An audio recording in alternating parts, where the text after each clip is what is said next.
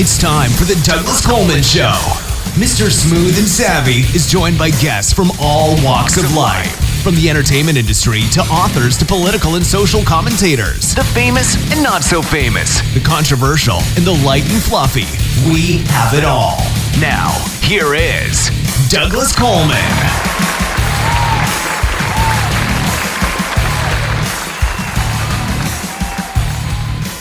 Hey there, hi there, ho there.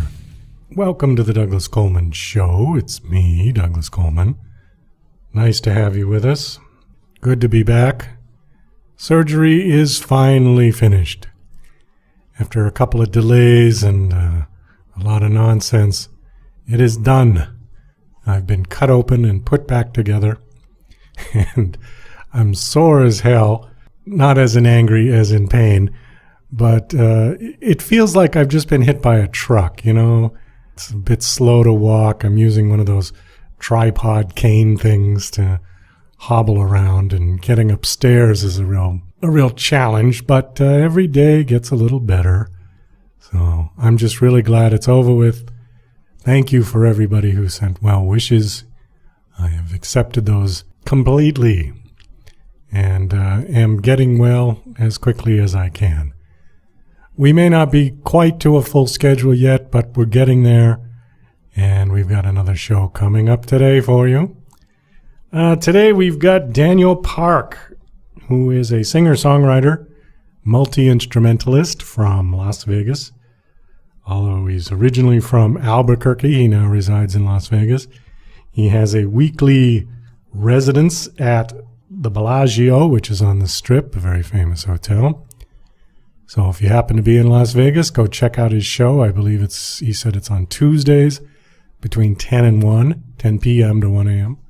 And he puts on an interesting show using a lot of looping techniques and kind of a modern high-tech one-man band. So he's up. We've got two of his tracks to play today, which we'll play during the interview. Before we get to Daniel, we've got a band that I'm real excited about. They're from Northern Ireland, a place called Ballymena. I hope I'm pronouncing that right. It's Ballymena.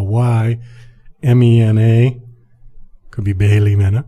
They came through Music X-Ray, and I heard their song and was really impressed.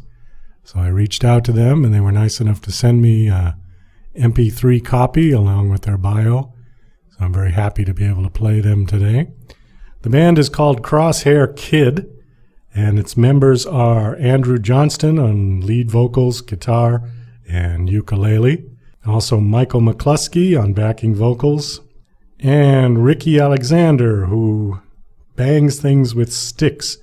I'm guessing he's the drummer. Anyways, it's a trio. Real nice song, real easygoing song. I think it's well put together, very well produced. It's got some good lyrics. Some wonderful harmonies, which I'm always very partial to. So, without further ado, here is Crosshair Kid and their track, Safely Back Home.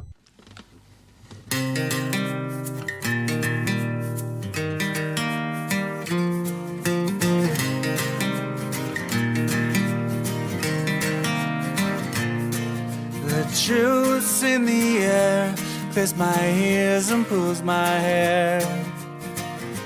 Crisp the ground beneath my feet. The moon's up in the sky. I say goodnight, she don't reply. She's got places she needs to be. I am safely back home. I am warm beneath my sheets. I am tucked away secure. Ghosts and ghouls can't get my feet. I am fighting off the fears and the phantasms in my mind. I am great, I am good, I'm alright, yeah, I'm just fine.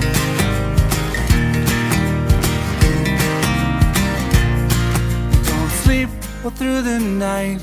Dawning sunlight is so bright. Paints the walls of my room gold. Let it soak into my skin. let the joyfulness all in. And through the day let it leak out my soul.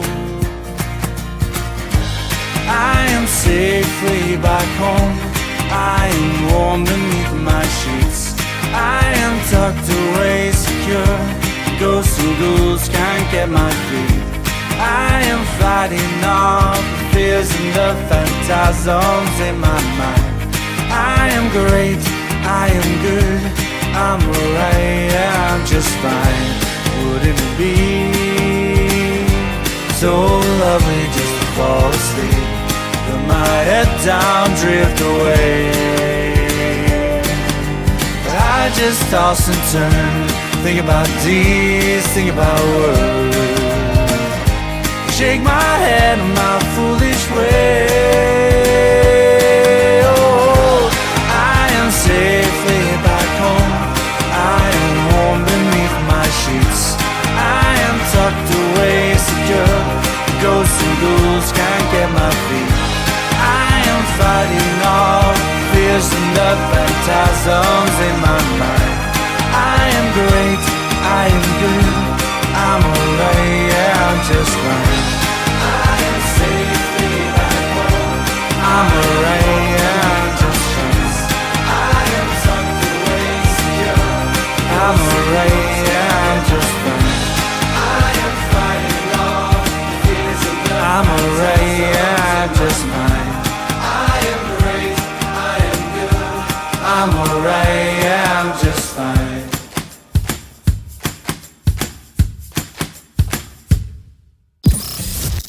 You're listening to Mr. Smooth and Savvy right here on the Douglas Coleman Show. We'll be right back after these commercial messages. Go listen, download, and subscribe to The Douglas Coleman Show. It's available at the website douglascolemanmusic.com/DCS. Also on iTunes, Spreaker, and YouTube. The Douglas Coleman Show is an internationally syndicated talk and music show that features fascinating and sometimes famous guests from all aspects of the entertainment industry.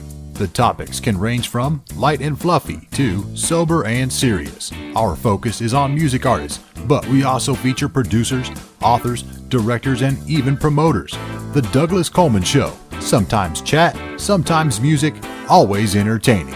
Again, it's available today at the website douglascolemanmusic.com/DCS. You can also connect with them on Facebook at Douglas Coleman Show 1, follow on Twitter at Douglas Coleman 3, and you can even find them on TuneIn Radio. Again, that's the Douglas Coleman Show at the website douglascolemanmusic.com/DCS, iTunes, Spreaker, YouTube, and more. Go listen, download, subscribe, and share with your social networks today. Tired of living in a culture of lies, fake news, and alternative facts? The Pro-Truth Pledge reverses the tide of lies by calling on politicians, and everyone else, to commit to truth-oriented behaviors.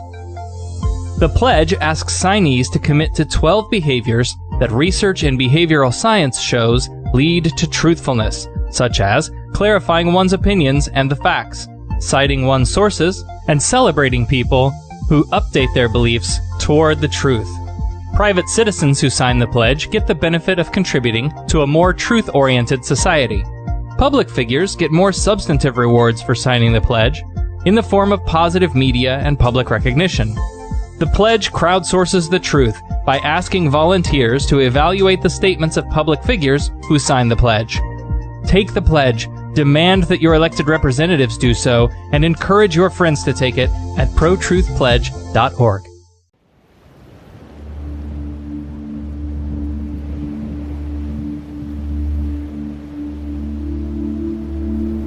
After the loss of my dog Mandy, I had difficulty sleeping. She had been my best friend for years. She slept on the end of my bed, and I found her snoring soothing. It was difficult for me, as I also found little support for my grief. Not being able to sleep was the worst. I decided to create an audiobook to help people like me. Listen to my voice as you drift into a peaceful sleep.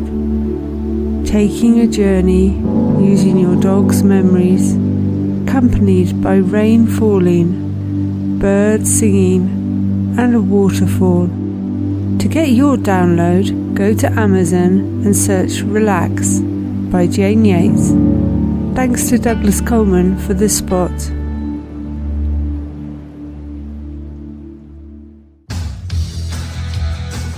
Hi there, this is Stewart Apps from the UK, record producer, engineer. You might have heard of me. I've worked with artists from Elton John to Led Zeppelin to Bad Company, Twisted Sister, Robbie Williams, Oasis, many, many great bands and artists in the past and the present and hopefully in the future.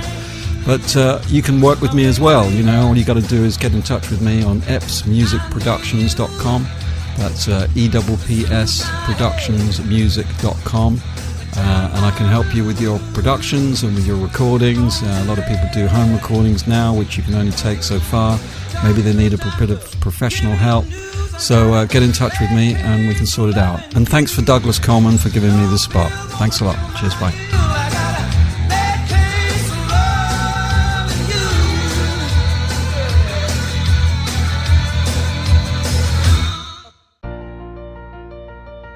DJC Music and DJC Productions are pleased to announce a brand new website.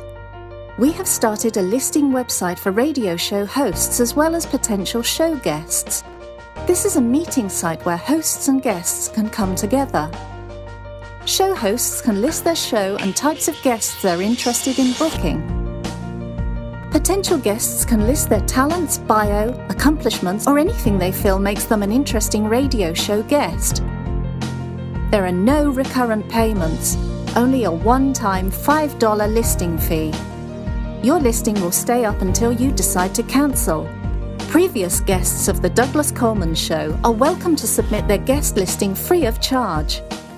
Go to radiohostsandguests.com. That's radiohostsandguests.com.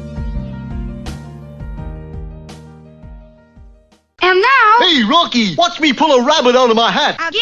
Nothing up my sleeve! Presto! No doubt about it. I gotta get another hat. Now here's something we hope you'll really like. Okay, please welcome my guest, Daniel Park. Hi, Daniel. How are you? Hey, how's it going? I'm doing great. Good. Thank you for coming on the show. I appreciate it. Well, you're welcome. Oh, actually, I've been sick for a few days, but I'm finally feeling a lot better today. I think there's like a flu going around or something. Sorry you're sick or but I'm glad you're getting better. Getting over it, yeah.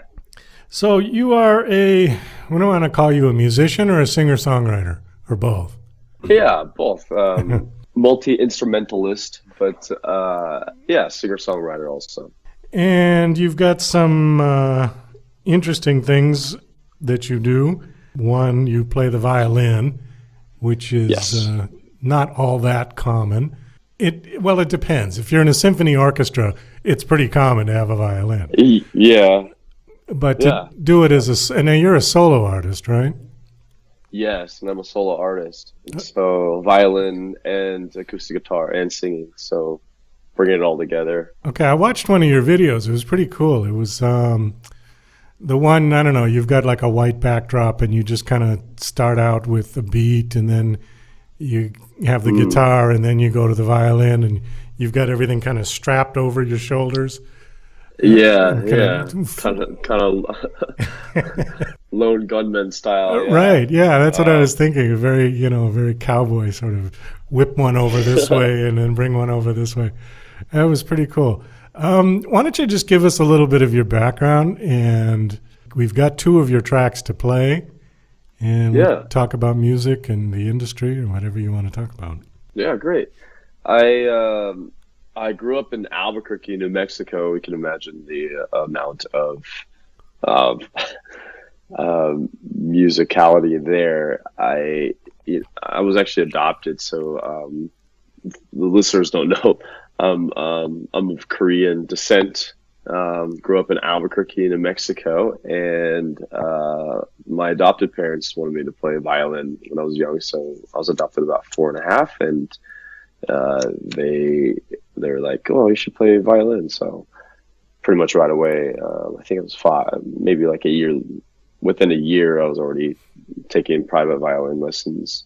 And so, yeah, I've been performing or playing violin since I was 5 years old. From there, grew up in this, middle school orchestra, high school orchestra, along with like a statewide symphony, things like that. And just picked up a guitar in high school for fun and started singing like in church kind of events, stuff like that. And in college, started playing in bands. And then from there, I kind of went on my own and started writing and performing on my own. You said that you were of Korean descent, and your parents adopted you. Are they of Korean descent? No, so my adopted parents they're Caucasian. They're Caucasians, white, yeah. Okay. Did they adopt you in Korea and then bring you to the United States? Yeah, so they found me and my two sisters in foster care. And, wow. Decided to adopt all of us, yeah. And then you grew up in Albuquerque. I've been to Albuquerque once. What goes on there? Anything? I mean, if you watch Breaking Bad, that's one of the biggest things. Okay. But yeah, not in my opinion. Now that I've now I'm a little bit more well traveled, I would say not. I mean, in the scheme of things, it's a pretty slow town. Not too much happens there as far as on a world scale kind of thing. Now, when you started playing violin, were you playing classical? Yes, pretty much only classical music. Yeah, I mean, I wasn't really allowed to listen to anything else. Growing up, it was just whenever we're on road trips, it was like classical music, and then I learned Suzuki method, which is really geared towards listening to the song. You listen to the song a lot, like on repeat before you attempt to actually sit down with your instrument and start looking at the music. Did your parents, did they envision you being like a symphony violin person? Like they wanted you to play in an orchestra or? I'm not really sure. I mean, they never really said that. I don't think they ever said like, oh, we want you to be go to a Juilliard and be a famous, I don't know. In retrospect, I think they would probably have preferred that. Are they classical music fans? I would maybe. They never really like performed. I mean, they weren't performers themselves. They didn't grow up playing classical music, or so. I'm not sure, honestly. We never really talked about it. Okay. I was just curious. All right. So then you sort of transitioned from violin to acoustic guitar. Is that correct? Yes. How did that go? Yeah, one of my friends was learning guitar, and I was like, "Oh, I want to learn that too." So we ended up kind of just getting together and jamming out together. He was kind of a friend from church. He got a guitar, and I was like, "Okay, I want a guitar," and start learning. And about that time, I'd say it was like mid '90s ish. He was really into Dave Matthews, and so I was like, okay, I'll start playing Dave Matthews songs. And so it was really acoustically driven music in the 90s. And I listened to a lot of songs on the radio, and I had this, tape player in my room, and I would, back then you could just record straight from the radio onto tape. Yeah. So I would just, whenever I listened to the radio, I would just press record and pretty much do the same kind of concept. I would put a song on repeat, just repeat it over and over again, and then attempt to play the song on the guitar. So you're pretty much self-taught, yeah? Yeah, guitar was pretty much self-taught, yeah. One of the accolades you've got listed on your bio is you were one of the top 100 acts in season 7 of America's Got Talent. Tell me how you got to that point. I was living in Austin at the time, Austin, Texas, and I never really intended to sign up. I didn't ever want to be a part of a show. It never really appealed to me too much. One of my friends was going to the auditions, and so I said, okay, well, I'll go and hang out or whatever. And so I did audition. They called me back. They're like, oh, well, can you sing another song for you kind of wait in line. I was there, I think 6 a.m. stand in line forever. Probably didn't. You get to this first waiting room where you wait for a few more hours. I probably didn't get to the actual first audition part until about noon. So probably took about 6 hours to get to this point. And you go into this room with 3 other acts. They just bring in pretty much 3 people at a time because it makes the process go faster. So you go to a room with 2 other singers, people that are similar to you, and you sit in this room with this producer, and she told me, like, okay, you sing a song, and then the next person sing a song, and then the other person sing a song, and then she made us all leave, and then she brought me back in, and she's like, can you sing another song? And then blah blah blah. And then so from that point I got like another call back, and hey, can you do this? And then eventually, I think a few months down the line, I was able to sing in front of the judges, and then the judges brought me. That's what brings you to the top 100 acts or whatever. And so, yeah, it was I'd say an interesting experience. Did you actually get on the show or not? Kind of. So I was, I was here. They sent me to Vegas to be a part of the show, except not everybody actually makes it on TV. And so there was little snippets of when I was on TV, but only like 5 seconds, and they barely showed me. So I had, there's a friend that I saw that I met on the show that, like, he was even on stage, he was like maybe 10 feet away from me, and they completely cut him out of the show. They didn't show him at all, even though there's like some times when, so that's what they do in TV. So there's some times when he was there, and he was a very good singer, but they cut him out completely because it's my belief that the producers didn't want a singer to win that year, so they kind of kicked off they made it seem like the good singers were not that good, and so they kind of kicked them off before the live shows. And there's a whole process, I believe, that happens. That was the first year that Howard Stern was on the show, and so they wanted. I think Michael Grimm won the year before, so they didn't want another singer to win that year. I think some, I don't even know the name, but I think a dog show or something like that won that year. Season 7. And so, that was supposed to be the shakeup of Howard Stern. And that's all the producers. Like, the producers just tell them, like, oh, this is what's going to happen. And we're going to kind of push these people through and not these people. And I could kind of see it in the background. When you had to sing for them, when they said, okay, can you sing a song?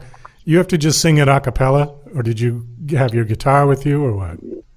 I did have my guitar. They did allow guitar, but you were only allowed 90 seconds or less. So it's like, that's where the pressure comes in, because I'm used to being really laid back and singing and kind of getting into the groove, and they're just kind of like, hey, hurry up and sing kind of mentality, right? Because they just need a clip. They just need a minute of you singing.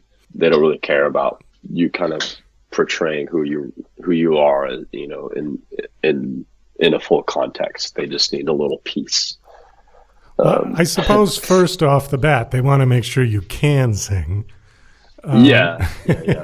And then after that, it's about, I guess it's, how good you sing, but ready, set, go, sing. Is it basically like that? Yeah.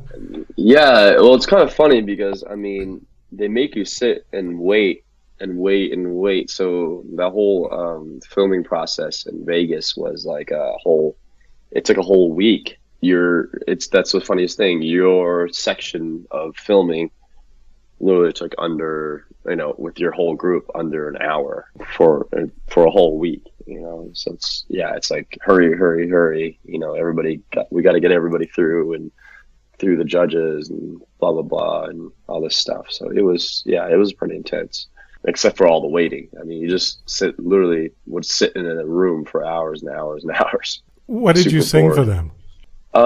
I think one of the songs. So the first time I sang for the judges in Austin was "I'll Be" by Edwin McCain. Okay. And I'll be your crying shoulder. Yeah, like that. And then in Vegas week, I think I sang "Free Fallin'." Yeah. And I'm free falling. The Tom Petty one? Yeah. Okay. All right.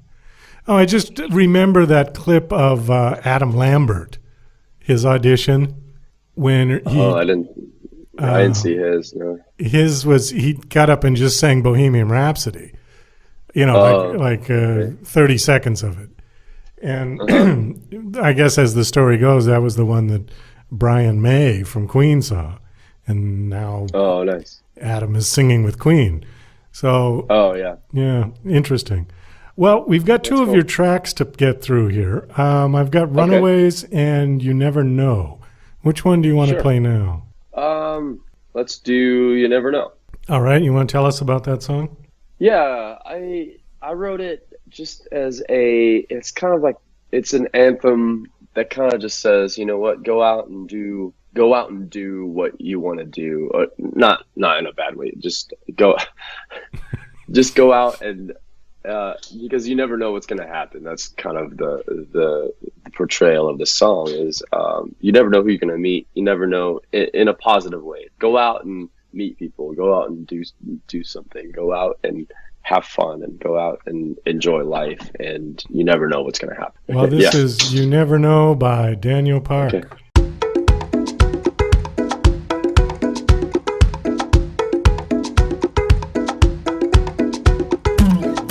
Never know who's gonna be there. You never know who's worth fighting for. Till it's too late, now up to fate. Or those memories never fade away. Will that make you change today? You never know who's round the corner. You never know if it's your neighbor.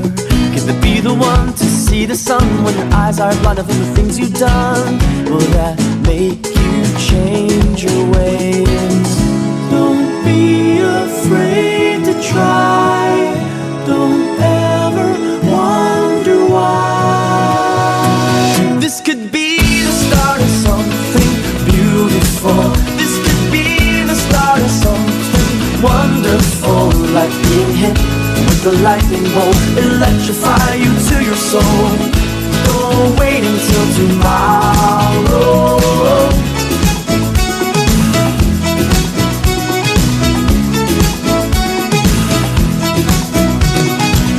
You never know who will surprise you. You never know who will love you more. When there's words to say but you're too afraid, then you panic and you wanna run away. If I hold you, will you stay? Follow your inner voice. It's time to make a choice. This could be the start of something beautiful. This could be the start of something wonderful. Like being hit with the lightning bolt, electrify you to your soul. Don't wait until tomorrow.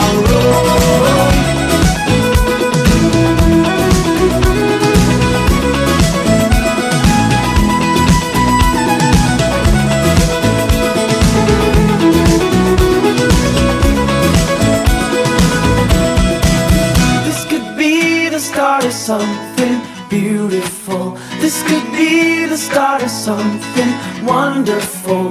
Like being hit with the lightning bolt, electrify you to your soul. Don't wait until tomorrow. This could be the start of something beautiful. This could be the start of something wonderful. Like being hit with a lightning bolt, electrify you to your soul. Don't wait until tomorrow. Don't wait until tomorrow. Don't wait until tomorrow. Don't wait until tomorrow. Hey, real nice. Wow, that's a real feel-good song, yeah? Yeah. That's a real pick-me-up song. No, I like it. Very catchy, very pop. Great. Really? Who did you listen to when you were growing up? So really, I listened a lot classical music up until high school. So my first tape was Green Day. Oh, okay. that I bought, and I had a lot of influences growing up. And as time grew, I would start listening to older and older music. Some of my first songs really turned out a lot more Dave Matthews-ish because of how much Dave Matthews I was playing on the guitar and how intricate his guitar playing was. And so I kind of emulated his style, I would say, for a bit. And and eventually when John Mayer came out, I played a lot of his stuff. So a lot of like singer-songwriter-ish music that was popular in that time, like 2000s era, when I was in college. Like I was in college in 2000 to 2005, and so like during that time I would skip class just to play guitar for hours and hours and hours. And so whatever was on the radio during that time was a lot of my muse at that time. And so that's a lot of my writing at that time came from.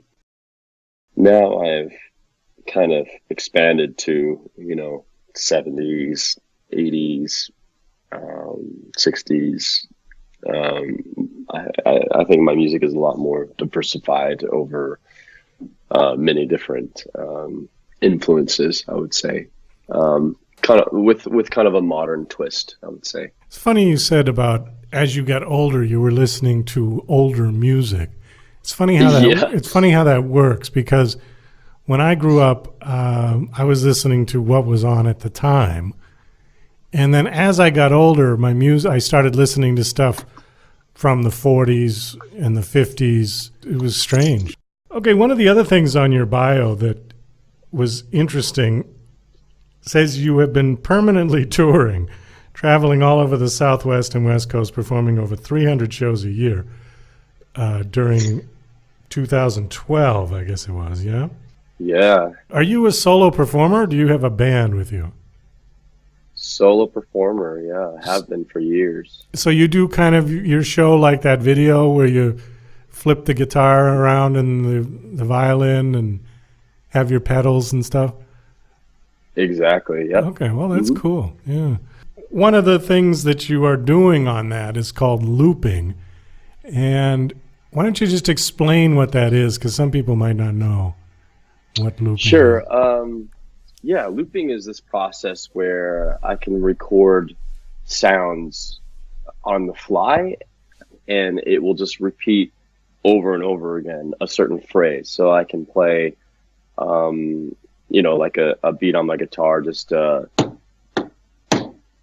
you hear that, like, kind of sound? Yeah.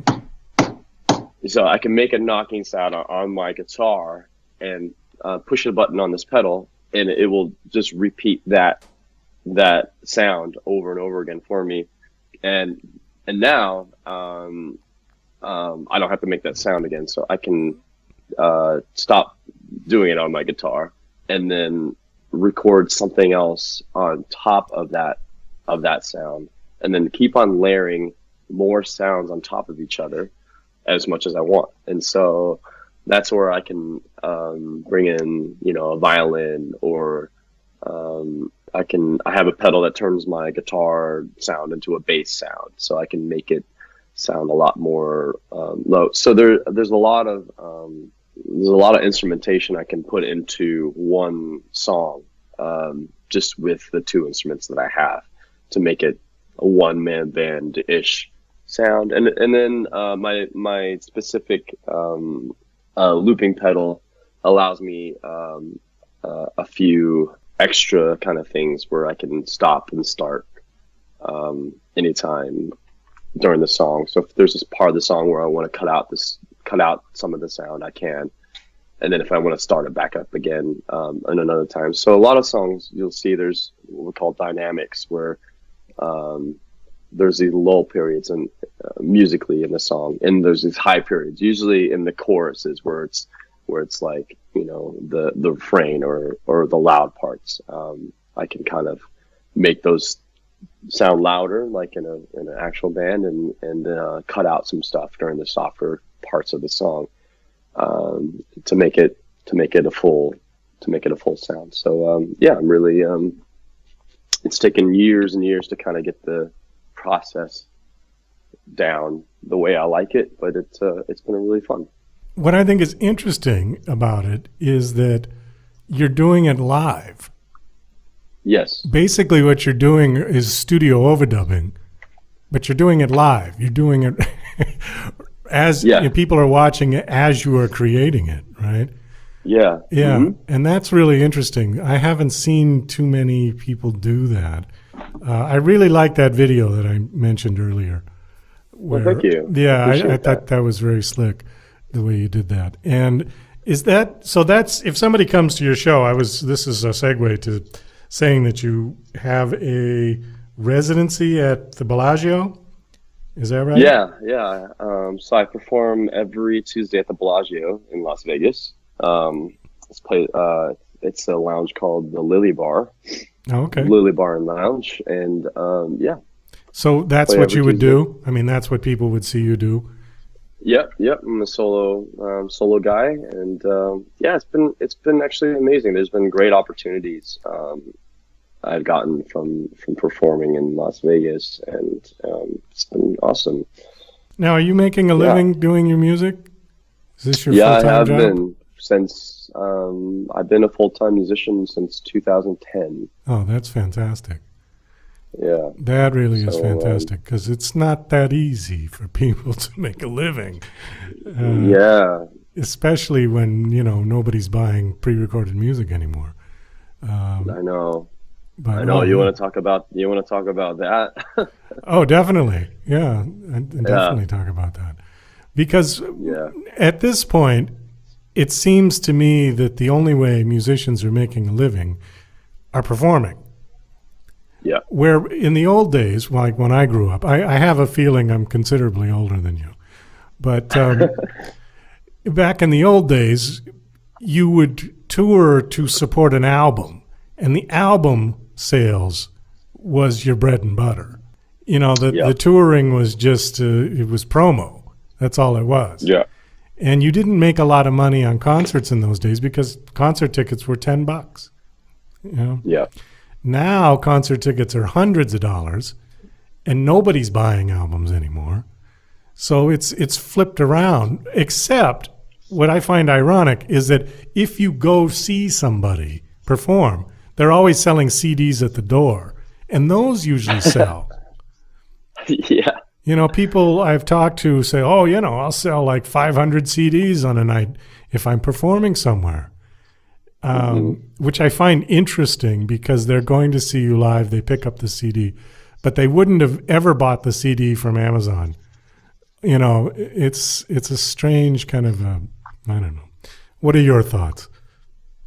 My thoughts are, I agree completely. I think I feel like before it was you would go on tour to promote the CD, which is you're pretty much the live shows was the marketing campaign to buy the CD. Now I feel recordings in general are the marketing for people to come see you live. So it's like this. It is kind of this flip flop. I don't know if you read Bob Lefsett's blogs, but he's very he has a lot of insight on how it works for musicians these days. I feel like instead of thinking about like, I think a lot of musicians think about like, oh, well, I can't, it's harder to get signed or make it as a musician. I think you just have to, I think a lot of musicians just have to kind of figure out, the times and thinking everything, not everything as an opportunity, but that's how I think. Like I've been able to do it myself, full-time musician. But part of it is just understanding that instead of trying to get label support the entire time, I try to get support directly through my fan base, and I think that's kind of maybe the better way to go is, maybe you don't need to be this huge artist on this huge pop artist. You can do what you love to do with support of the fans that you have already. And I think that's why the internet is here. So yeah, I just through reading blogs and listening to audiobooks and understanding like kind of the new economy of music, I've managed to be able to survive as a full-time musician. Granted, a lot of it is playing, in Las Vegas, performing covers, but I get to do it my own way, and there's a certain freedom to that too. And then on the side, I also write and record my own songs, and part of that is funded through my I don't know if you've heard of Patreon. Oh yeah. So I started my own Patreon page actually just early this year, just in January. It's kind of this like, hey, I need to get this thing set up and going, because eventually I wanted to be able to fund what I do completely, so I could just travel and do what I want to do, is performing original songs for the people that care. Yeah. And so, yeah, I think that's the new economy. I think being signed is great, because then you get label support, but it's not absolutely necessary to be successful in the music industry these days now, if that makes sense. Oh, it makes perfect sense. And I agree with you. Yeah. To be quite honest, I've only been able to find maybe a handful of musicians who are major label signed that I even would bother to go see or listen to, because I think it's gotten so manufactured rather than creation. It's the cookie cutters. And definitely. I mean, let's face it, the labels lost a lot of ground when the internet came along, because now there was all this competition from the DIY people who, with a good computer and good knowledge of how to use Pro Tools, you can put out a CD that's pretty damn close to what they can put out. Yeah. And the only thing that they had in their pocket at that point was the ability to distribute. Yeah. That's where they still have the edge. They can still get their artists on the front page of iTunes, which, an indie artist just starting out with this brand new CD, this is not going to happen. You're not going to get on the front page of iTunes, not right away. So they do still have that, but there's a lot more opportunity. The internet kind of destroyed one part of the music industry and created a whole new one. Yeah. All on the same day. Yeah. Basically. And that's what I mean. I think a lot of musicians are like, oh man, remember when we could sell a bunch of CDs or whatever, and those were the good old days. But no, I feel like the good old days could be now if you just embrace this, understand that like times are always changing. You have to adjust yourself to how things work and use it to your advantage. Well, that's true. Hopefully people hopefully those people have an email list, and so they can send out, blast their fans and go like, hey, we need your help. We started a Kickstarter for our next project. And, those kind of things are the tools that can make you successful, instead of just being like, oh man, I wish this happened, or oh, I wish this was better for me, or I wish somebody discovered me, or, that kind of, I guess that's kind of stuff I feel like some musicians that I've met feel, if that makes sense, Sure. One of the I'll tell you a quick story here, then we got to get to your second song. Okay. Back in the early 80s, I was in a band in New York City. We were playing around clubs, and this was, about 10 years or so, 12 years before the internet even came about. So the enemy for us at that point was karaoke machines. Because what was happening was that club owners would fire the live bands and get a karaoke machine because it was cheaper. You know, and then that would amuse the clients. They'd come in and sing and do that, and we just hated it. We hated this idea that, oh God, we're going to get replaced by a karaoke machine. And so there were fewer and fewer gigs available in the city. Yeah. So it's funny because we couldn't have even conceived of what it is now. But at that point, it was already, the writing was on the wall that, we're going to be replaced by machines one way or the other. Yeah. Okay, let's get to your other song. It's called Runaways. Okay. Tell us that kind of about reminds. that. Well, on that note, can I interject just one thing? That Sure. kind of gives me, because I'm in Vegas now. I live in Vegas, and that's. I feel like a lot of live venues here are being overtaken by DJs in that same. Oh yeah, that's true. In that same vein, so I feel there's always something out there that's there's always this push and pull with this live music centric kind of thing. Like people want live music, but the managers or the venues go like, oh, if we just put a DJ in here, he's way cheaper than a band, and it's less because of the amount of effort and time it takes to get a sound person, to set up the sound and all that stuff. And so, like, in a way, a DJ is so much cheaper than a live band. Plus, a DJ they can make him play for a few hours longer for the same pay. They're like, oh well, and a DJ will take it. It's just this crazy thing to me. But yeah. Okay, well, I got one on that, and then we'll get to your song. What? Okay. I'm so glad that there are a lot of people out there who still want to see live music, who still will pay and go to see somebody perform. What scares me is that people are willing to pay to see somebody lip sync.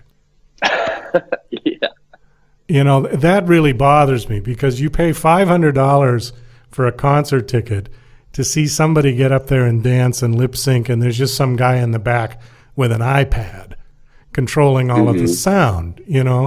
It's all pre-recorded. And I'm like, no, I'm not going to pay to see. That's not a concert. Yeah. No, I want to see somebody up there actually sing, play an actual instrument, with their hands or their mouth, wherever they do with it.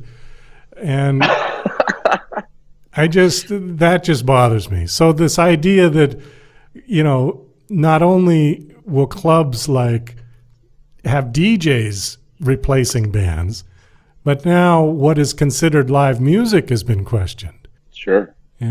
So I don't know. I think you're right, though. I mean, you just got to kind of go with it, at least if you want to be in the business. Otherwise, you're just going to get kicked to the side. Yeah, I think you have to figure out where you fit in the whole picture, and then just go with it. Say like, hey, this is me. This is what I do. So yeah, you might not get 90% of the market, but if you can get 5%, or it doesn't really matter, as long as you get people caring. I heard this quote, different is better than better. If you're trying to emulate somebody else and just be slightly better than them, then whatever. But if you think about approaching it differently, then you have this ability for people to stop in their tracks and go like, oh, wow, that's interesting and that's different. I've never seen that before. And so I think that's a great way to think about, especially live performances. Well, on that note, we've got a song called Runaways. Tell us about that one. Yeah, it's a song I wrote. It's kind of a story song. It's kind of a guy and a girl situation, and she leaves unexpectedly, and I don't know why I kind of portrayed this with kind of a grandiose, like I talk about stars and like rocket ships and like kind of, but I guess the grandiose of it is like she went far, far away from him. Oh, okay. Yeah, and so it's just kind of a story song. Okay, this is Runaways by Daniel Park.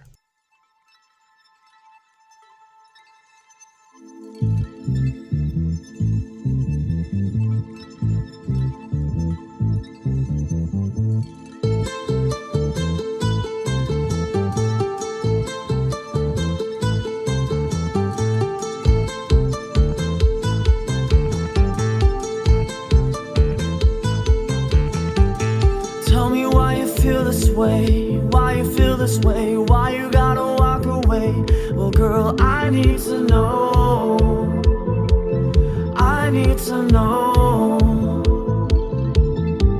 You told me you were gonna stay, you told me you would never leave. Well, girl, I need to know,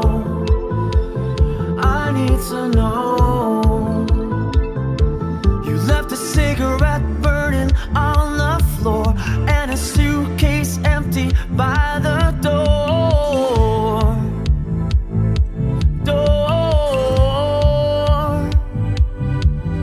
And a note on the table said goodbye, but I never had the chance to reply to you. What can I do?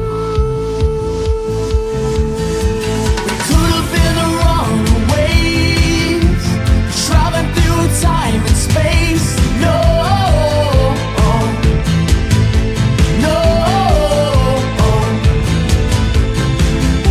it could be somewhere far away, the stars we were gonna chase, no,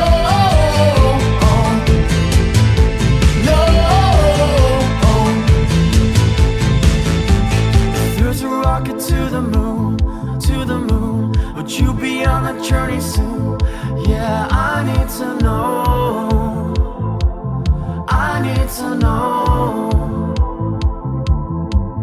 Looking through the telescope, holding on to hope, searching for you throughout the night sky. Why I turned a blind eye. Could have been the runaways, traveling through time and space. No.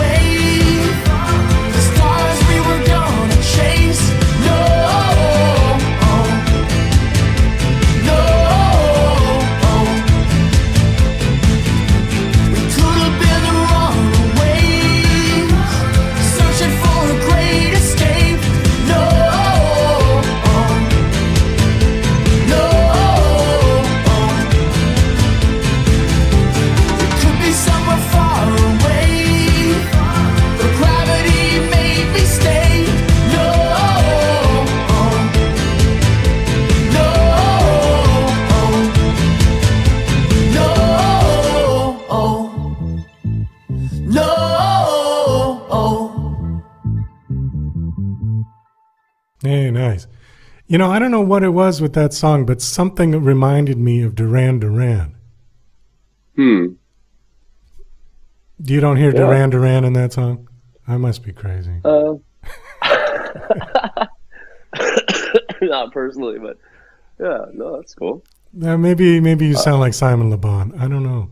But that's something just echoed from the Reflex album. Don't know. Anyways, nice song. Yeah, real nice. Well, thank you. We got to kind of wrap this up, but I did want to ask you, do you know, you heard of somebody named Jean-Luc Ponty? Of course. Oh, okay. All right. One of jazz violinist. Yeah, an electric violin. Way back in the 70s, he had a couple of great albums that I had that I have long since lost. But yeah, I didn't know if you were into that at all, if you'd listened to him. I haven't really listened to him too much. I've seen a few YouTube videos. Definitely, yeah. All right, Daniel, listen, it was very nice having you on the show. Thank you for coming. Best of luck. Thank you very much for having me. When are you at the Bellagio again? Every Tuesday from 10 p.m. to 1 a.m. Yeah, for the late night partiers. Well, 10 p.m. to 1 a.m. isn't really very late for Las Vegas, though. That's just people just waking up. I think some of them. Yeah, it's been good. A lot of people go there to kind of just hang out before they go out. Later, I guess, or after dinner kind of drinks. So it's been really good. How long have you been there? About 3 years now. Wow. Well, that's fantastic. Yeah. All right. And what is your website? Yeah, it's just www.danielparkmusic.com. Okay. All right, super, Daniel. Thanks again. Best of luck with everything you're doing. Thanks very much for having me. Well, that's about all the time we've got for the show today. I want to thank my special guest, Daniel Park. Also, thank you very much to Crosshair Kid for their wonderful track, Safely Back Home. This is Douglas Coleman, recovering, and we'll see you when I see you.